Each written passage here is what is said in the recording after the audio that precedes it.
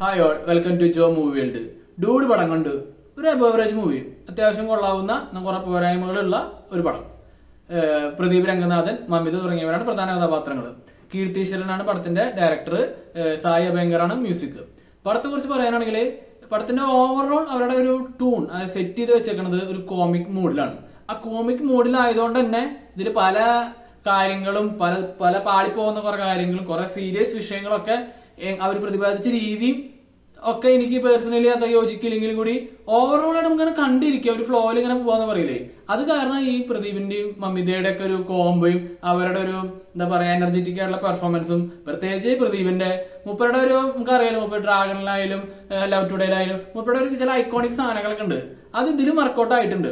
ഇനി അതിൽ പറയുകയാണെങ്കിൽ മുപ്പര് ഇതേ മെത്തേഡ് പിടിക്കരുത്, പല പടം അടുത്ത പടങ്ങൾ വരുമ്പോൾ മാറ്റി പിടിക്കണം എന്നൊരു പേഴ്സണൽ ഒപ്പീനിയൻ എനിക്ക് ഉണ്ട്. കാരണം ഇത് ഇപ്പൊ ഓക്കെയാണ്. കുറച്ചുകൂടി കഴിഞ്ഞ് കഴിഞ്ഞാൽ എത്രത്തോളം ഇത് റിപ്പീറ്റ് ചെയ്ത് വരുമോ എന്ന് ചോദിച്ചു കഴിഞ്ഞാൽ അറിയില്ല. കാരണം അങ്ങനത്തെ സാധനങ്ങളാണ്. എന്താണ് ലവ് ടുഡേയിലും ഡ്രാഗണിലും വർക്കൗട്ട് ആയ ആളുടെ എക്സ്പ്രഷൻസ് അത് ഇതിലും സിറ്റുവേഷൻ അനുസരിച്ചിട്ട് സൂട്ടബിൾ ആയിട്ട് മുമ്പ് ചെയ്തിട്ടുണ്ട്. അതാണ് റിപ്പീറ്റഡ് ആയിട്ട് ഇത് ഇപ്പൊ തോന്നുന്നില്ല, പക്ഷെ ഇപ്പൊ വർക്കൗട്ടാണ്. പക്ഷെ ചില രംഗങ്ങളൊക്കെ കുറച്ച് ഓവർ ക്യൂട്ട് ആവാൻ കാട്ടിയ പോലെ തോന്നി ചില രംഗങ്ങൾ.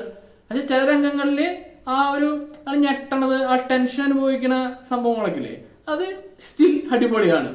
മമിതനെ കുറിച്ച് പറയണം, ഇതൊക്കെ ചില എക്സ്പ്രഷൻസ് ഉണ്ടല്ലോ പ്രേമലയിലൊക്കെ ഉള്ള പോലെ തന്നെ ചില എക്സ്പ്രഷൻസ് ഇതിലും നൈസാണ്.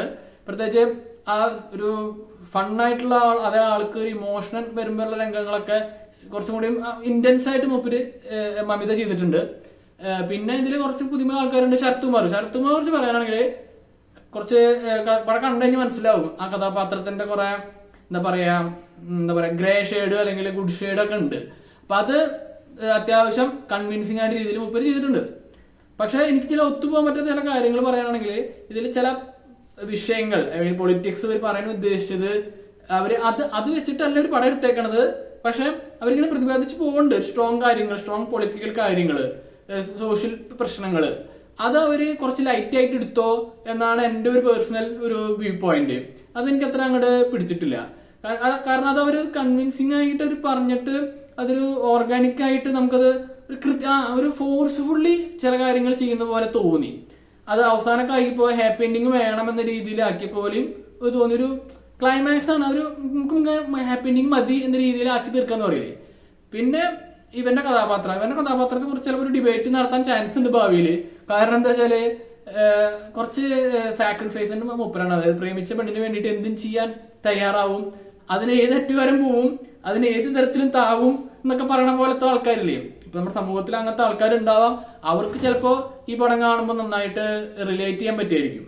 ഓക്കെ, പക്ഷെ കുറെ പേർക്ക് അത് ഈ പടത്തിൽ അവർ പറയുന്നുണ്ട് ക്രിഞ്ചാണ് നിങ്ങൾക്ക് മറ്റുള്ളവരുടെ ഫീലിങ്സ് എന്ന് പറയുന്നുണ്ട്. പക്ഷെ അതൊക്കെ പറഞ്ഞെങ്കിൽ കൂടി ചില കാര്യങ്ങൾ എനിക്ക് ക്രിഞ്ചായിട്ട് തന്നെ തോന്നി.